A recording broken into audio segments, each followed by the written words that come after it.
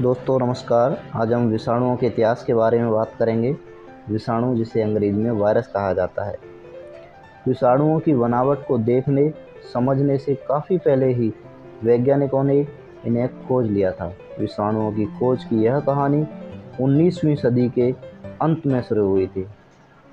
सन 1883 में एक जर्मन वैज्ञानिक एडोल्फ मोअर तंबाकू के पौधे में होने वाले मोज़ेक बीमारी पर खोज कर रहे थे।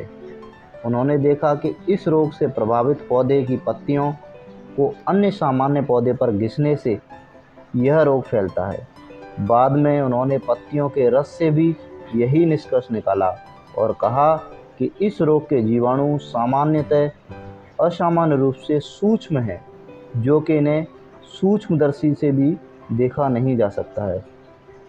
इसके लगभग एक दशक बाद रूसी वैज्ञानिक दिमित्री इवानोव्स्की इन्होंने मेयर के कथन को प्रमाणित किया। इन्होंने जीवाणु को पृथक करने के लिए बनाई गई विशेष छलनी फिल्टर से इस रस को निकाला और इस छने हुए रस से भी तंबाकू मोज़ेक रोग फैल रहा था।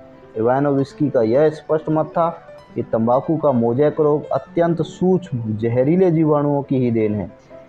इस खोज को एक नई दिशा देने में सबसे बड़ी भूमिका निभाई डच पादप वैज्ञानिक मार्टिनस बेंजोइक।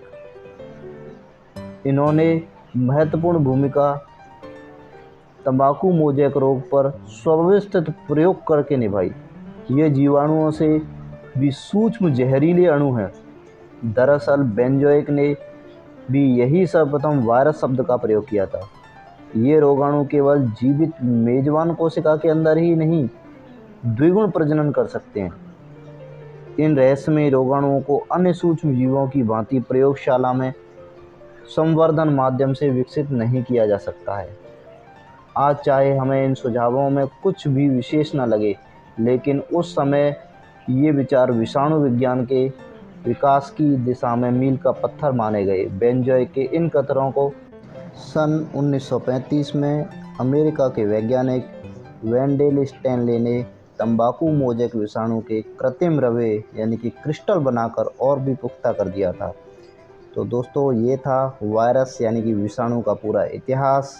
आपको हमारा ये वीडियो कैसा लगा कमेंट सेक्शन में ज़रूर बताइएगा। अगर आपका कोई सवाल है तो कमेंट सेक्शन में ज़रूर पूछें। अगर इसी तरह के अन्य टॉपिक पर वीडियो चाहते हैं तो कमेंट सेक्शन में टॉपिक का नाम बताएं। Thank you.